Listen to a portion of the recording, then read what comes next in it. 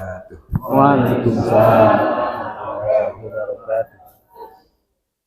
Alhamdulillahilladzi arsala rasulahu bil huda wa dinil haqqi liyudhhirahu 'ala ad-dini kullih. Arsalahu basyiran wa nadhira wa da'iyan ila Allahi bi'idnihi wa sirajan munira. Ashhadu an la ilaha illallah wahdahu la syarika lah syahadatan u'idduha liliqa'ihi dhukhra wa ashhadu anna Muhammadan abduhu wa rasuluh arfa'ul bariyati qadra. Allahumma salli ala hadzal nabiyil karim war rasulil azim sayyidina wa maulana Muhammadin wa ala alihi wa sahbihi wa sallim tasliman katsira. Amma ba'du, faqala ta'ala fil Qur'anil Karim wa huwa asdaqul qailin, ya ayyuhalladzina amanu taqullaha wal tanzur nafsum ma qaddamat lighad wattaqullaha innallaha khabirun bima ta'malun. Wa qala fi ayatin ukhra, ara'aita alladhi yukadzibu bid-din fadzalika alladhi yad'ul yatim wa la yahuddu 'ala ta'amil miskin. Wa qala Rasulullah sallallahu alaihi wasallam, ana wa kafilul yatimi kahataini fil jannah. Atau kama qala Rasul sallallahu alaihi wasallam, sadaqallahu wa sadaqa rasuluh. Hadirin hadirat rahimakumullah, wabil khusus Ketua DKM Masjid Jami'al Mubarak Al Ustaz Jamaluddin serta segenap pengurus masjid, para asatidzah, para ustadzat yang kami hormati, serta adik-adik kita, para yatama, anak-anak yatim yang berbahagia. Pada pagi ini kita bersyukur kepada Allah Subhanahu wa taala atas segala nikmat yang diberikan kepada kita sehingga kita masih bisa hadir ke majelis ini. Sebagaimana biasa kita kuliah duha, kemudian pada hari ini berbarengan dengan penyantunan anak yatim. Kehadiran kita ini merupakan nikmat yang besar di samping rutinitas kita dan juga kita mendampingi, membersamai anak yatim dalam rangka menerima santunan. Sholawat serta salam semoga tetap terlimpah kehadirat junjungan kita Nabi besar Muhammad sallallahu alaihi wasallam. Hadirin hadirat rahimakumullah, kita masih berada di bulan Muharram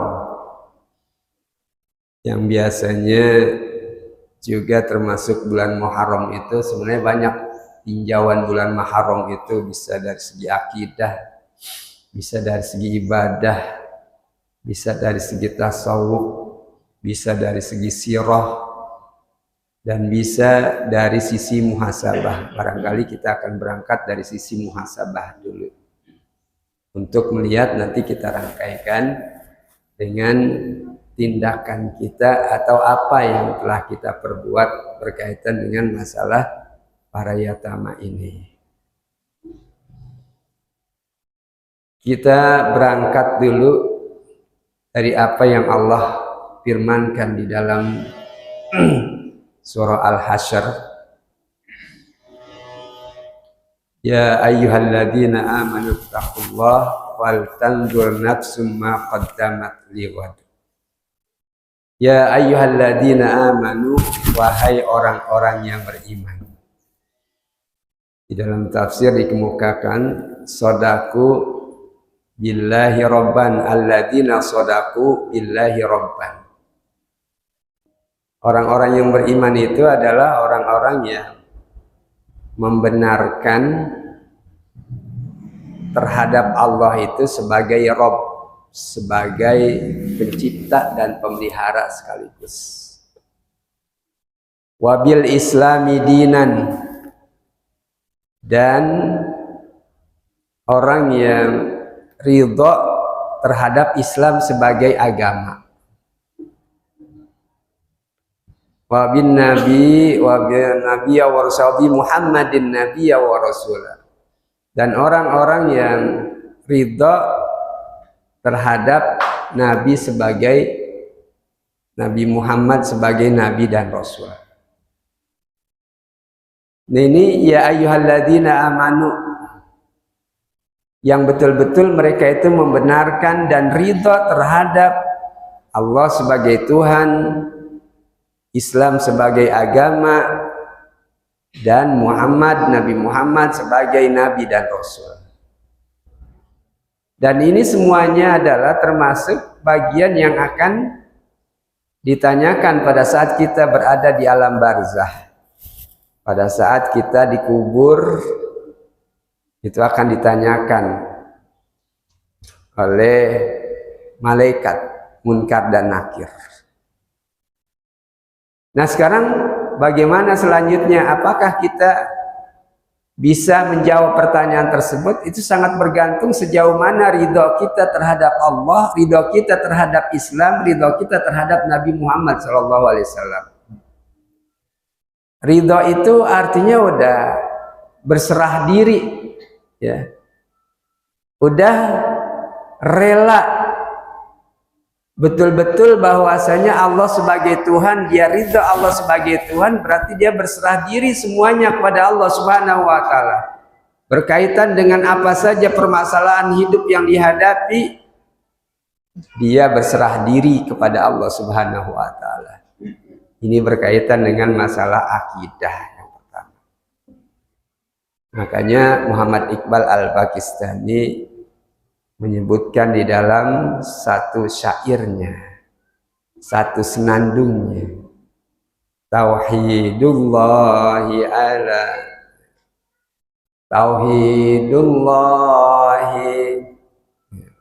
a'dadna ruhalahu sakana wal kaunu yazul wala tumha masa itu su'adudina. Lupa ingat lupa. Jadi tauhidullah lana nurun, tauhid kepada Allah itu keimanan kita, rela kita kepada Allah itu lahu nurun, lana nurun, bagi kami adalah merupakan cahaya.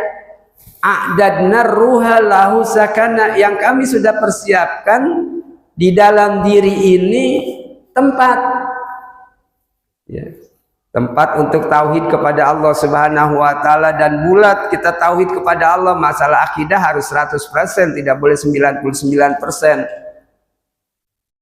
Cuma sejauh mana kita ridho dan pelaksanaannya berkaitan dengan tauhid Allah tersebut, mengesahkan Allah yang merupakan nur, yang merupakan cahaya.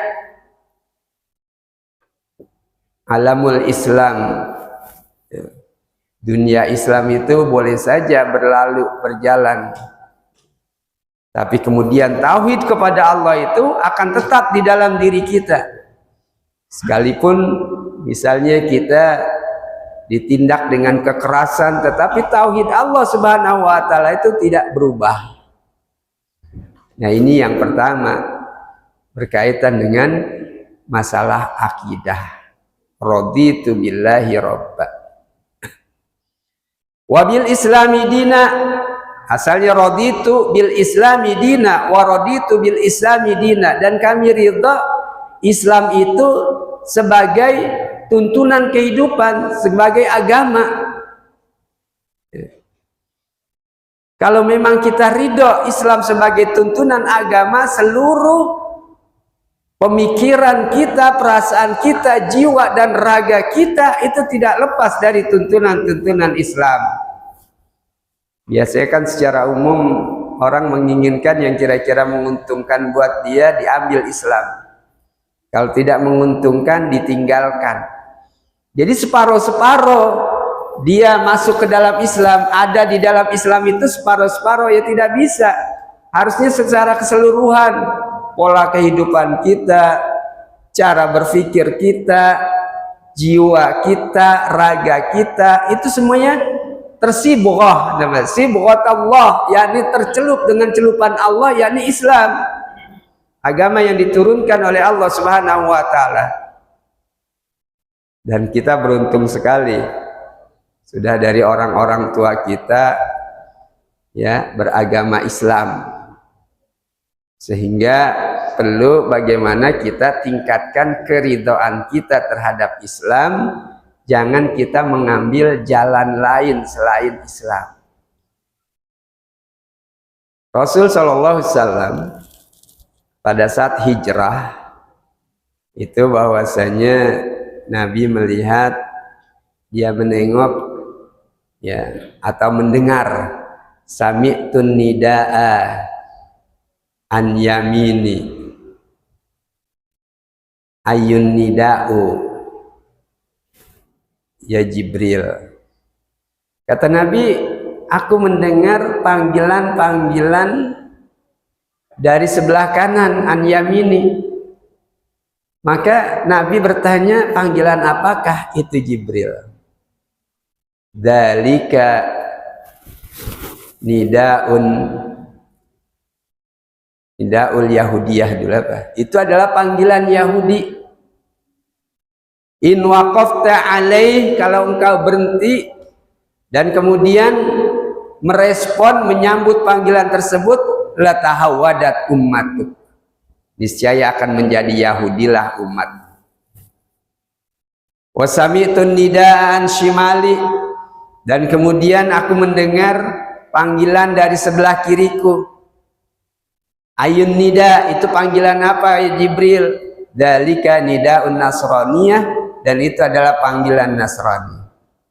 Law waqafta alaihi latanassarat ummatuk. Kalau engkau berhenti dan menyambut panggilan tersebut, niscaya akan menjadi Nasranilah umat. Nah, disinilah bahwa kita di dalam Islam, dan kita wariskan terutama juga kepada anak-anak yatim kita ini ya, dan seluruh keturunan kita juga, bagaimana bahwasanya kita tidak boleh lepas dari pola kehidupan Islam, karena itulah yang akan memberikan jaminan keselamatan di dunia, aman sejahtera pada saat kita di akhirat. Artinya bahwasanya akan menjadi Yahudi umatmu, akan menjadi Nasrani umatmu, adalah pola-pola kehidupannya. Pola-pola kehidupan bukan dari Islam lagi, dari Yahudi, dari Nasrani ya. Di cara-cara hidup, cara-cara berpikir, orang yang berpikir masalah keduniaan melulu ya. Masalah berkaitan dengan masalah akibat duniawiyah, dunia melulu, padahal dunia sudah diatur oleh Allah, rezeki kita termasuk sudah diatur. Ini kadang-kadang kita melampaui batas. Makanya ibu-ibu ada kasidahan itu, dunia melulu kan gitu. Dunia melulu ya, selalu dunia yang kita pikirkan, dari kita bangun tidur sampai tidur lagi pikirannya adalah dunia aja ya. Bukan tidak boleh, boleh, tetapi jangan sampai melampaui batas sehingga kita melupakan kewajiban kita untuk sholat ya, untuk ngaji, taklim ya. Kita lupa kewajiban kita yang lain. Yang kita pikirkan adalah dunia. Padahal dunia itu dari usia kita 120 hari di dalam kandungan itu sudah ditentukan oleh Allah Subhanahu wa taala. Bagaimana bentuknya, laki apa perempuan, ya. Kemudian bagaimana rizkinya, siapa calon pasangannya. Yang penting kita berusaha berkaitan dengan masalah rizki, misalnya ya cari keluar, cari rizki. Ya, jangan kemudian tawakal aja, menyerahkan saja, tidak mencari rizki. Nah ini bahwasanya orang masih berpikir berkaitan dengan masalah keduniaan saja. Sehingga seluruh pola kehidupannya itu urusan dunia. Termasuklah kalau kita menyekolahkan anak kita, kan pikiran kita adalah ya pesan kepada anak kita, ya nak, nanti kamu sekolah di sini ya, sekolah di situ tuh nanti begitu lulus akan menjadi ini menjadi itu. Nah ini udah artinya tidak islami, niatannya udah niatan bukan karena Allah. Yang seharusnya dipesan adalah ya nak, sekolah karena Allah ya. Kalau kamu mempunyai ilmu nanti ya, ilmu kamu akan manfaatkan untuk kepentingan manusia. Sehingga pada saat dia sekolah juga, dia sekolah akan melakukan yang terbaik karena Allah. Takut dia curang pada saat sekolah. Ini kan banyak anak-anak yang giliran sekolah itu, giliran ulangan nyontek segala macam, kan kagak jujur namanya. Ya, kita udah awasin, berani banget nyonteknya kan gitu. Nah ini karena dari awalnya orang tua itu sudah memesankan untuk sekolah di sini di situ supaya mendapatkan pekerjaan. Jadi urusannya adalah pekerjaan, urusannya adalah makan. Ini sudah terpola dengan kehidupan Yahudi dan Nasrani. Kita ada pola tersendiri, semuanya harus dikembalikan untuk ibadah. Lillah, semata-mata karena Allah Subhanahu wa Ta'ala. Yang ketiga adalah wabi Muhammadin nabiyya wa rasulah. Kita ridha, raditu atau radina bi Muhammadin nabiyya wa rasulah. Kami ridha bahwasanya Nabi Muhammad itu sebagai rasul, sebagai nabi utusan Allah Subhanahu wa Ta'ala. Dan itu ya kita dalam arti ridho terhadap apa saja yang dibawa oleh Rasul.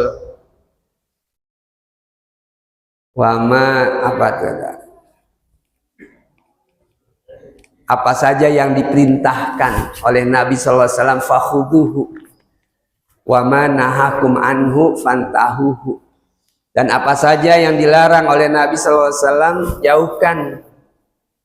Kan pada hakikatnya menjelang kematian Nabi nanyakan tentang umatnya, bagaimana umatku ya Jibril, akan masuk surga tidak? Kemudian kata Jibril, masuk surga kalau dia taat. Sehingga Nabi dalam sabdanya di Sahih ya, kullu ummati yadkhulunal jannah. Setiap umatku akan masuk surga, jangan khawatir akan masuk surga. Illa man aba, kecuali yang kagak mau masuk surga. Ya. Wakila, dan ditanyakan oleh para sahabat, man ya'ba ya Rasulullah, siapa yang tidak mau masuk surga wahai Rasul? Man ata'ani dakhalal jannah wa man asani faqad aba. Siapa yang patuh, yang taat kepadaku dan melakukan apa yang kusuruh dan menjauhkan apa yang kularang, maka dia akan masuk surga. Wa man asani, ya, siapa yang melawan, yang maksiat, tidak mau dengar, ya, faqad aba, berarti dia adalah enggan untuk masuk surga.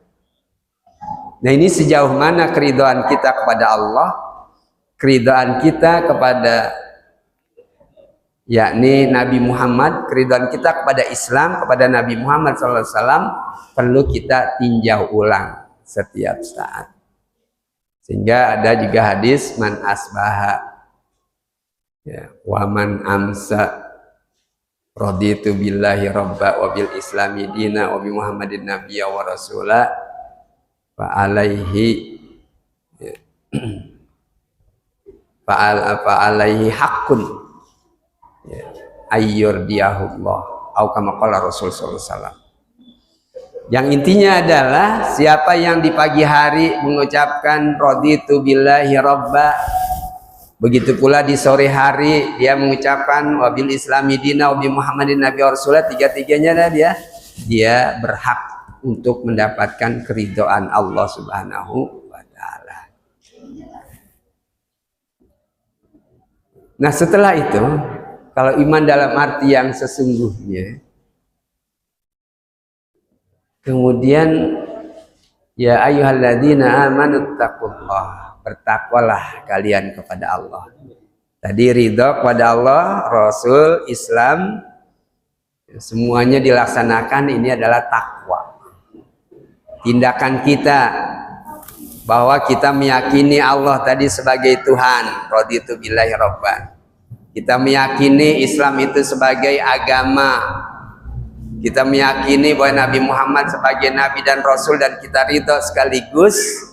Ya, itu semua perkara permasalahan di dalam hidup ini yang kita jalankan untuk beribadah dan kita jauhkan dari perbuatan maksiat, ini adalah bentuk takwa.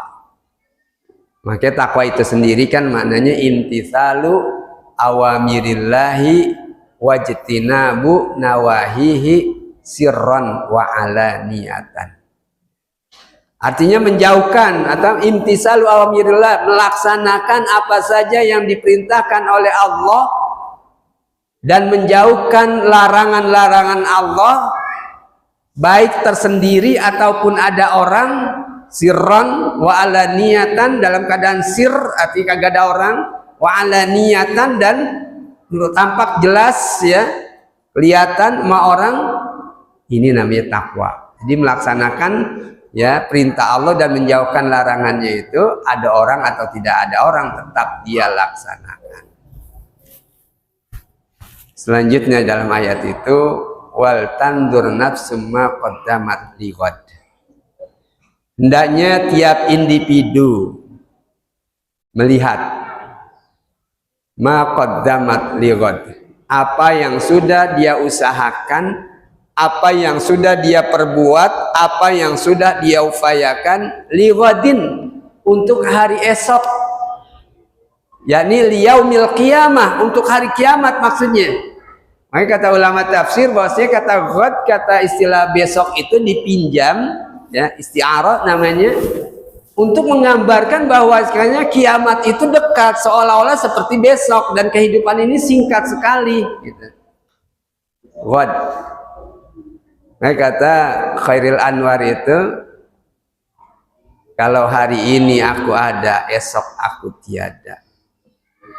Ini kalau kiamatnya kiamat sugro, kiamat masing-masing kita meninggal. Dan begitu pula kiamat kubro itu juga ghad, seolah-olah besok. Hari ini aku tiada, hari ini aku ada, esok aku tiada, kata Khairil Anwar sebagai pujangga. Hari ini aku ada di dunia ini, besok aku tiada. Sehingga lebih lanjut beliau katakan, sekali berarti setelah itu mati. Sekali kita berada di dunia ini adalah berarti, bermakna kita lakukan perbuatan-perbuatan yang mendapatkan kebaikan-kebaikan. Baru setelah itu adalah mati. Sekali berarti dan setelah itu mati. Ini lighad tadi, untuk esok hari kiamat. Fal tanzur nafsum ma qaddamat lighad. Apa yang sudah diperbuat oleh individu tiap orang itu untuk hari esok, hari kiamat. Wattaqullah, dan bertakwalah kepada Allah. Ini sampai 2 kali, ya ayyuhalladzina amanu taqullah, kemudian wattaqullah, dan bertakwalah kepada Allah. Ini menandakan bahwasanya takwa itu adalah hal-hal yang akan menyelamatkan kita min dari dunya ila daril akhirah, ketakwaan. Innallaha khabirum bima ta'malun, sesungguhnya Allah Maha mengetahui apa yang kalian perbuat. Nah, ini di dalam ayat ini, di samping dia sebagai ayat muhasabah, yakni di dalamnya itu terkandung berkaitan dengan masalah akidah, berkaitan dengan masalah ibadah, dan berkaitan dengan masalah tasawuf. Ya, Allah tuh khabirum bima ta'malun. Allah maha melihat apa yang kalian perbuat. Ini kan kaitannya dengan masalah tasawuf, akhlak. Kalau kita tahu Allah itu maha mengetahui apa yang kita perbuat, kan kita jadi benar. Jadi akidahnya ada, ibadahnya ada, kemudian tasawufnya ada. Tinggal ya juga kita melihat berkaitan ya sebagai kelanjutannya adalah bagaimana sih ya. Lanjutan dari ayat tersebut kita melihat dan kita memuhasabah diri berkaitan dengan sikap dan perilaku kita terhadap yatama. Jadi yatim itu adalah laisal yatimu man mata abuhu wa ummuhu, apa kalau nggak salah. Innamal yatimu yatimul ilmi wal adabi. Bukanlah yatim piatu itu, atau yatim khususnya ya, kalau piatu barangkali nanti ada pengganti yang melanjutkan. Bukanlah yatim itu, oh ya, yang artinya ibunya masih ada maksud saya. Yatim dari bapak kalau yatim. Bukanlah yatim itu adalah orang yang tidak mempunyai bapak, tidak mempunyai ibu. Yatim piatu kan namanya. Innamal yatimu yatimul ilmi wal adabi. Hanya saja yatim itu adalah yatim terputus asalnya. Yatimul ilmi wal adabi, yakni ilmu dan adab akhlaknya itu terputus. Itu yatim. Jangan sampai tidak berilmu gara-gara orang tuanya kagak ada. Makanya kita dilimpahkan kepada kita untuk tanggung jawab. Dalam surah An-Nisa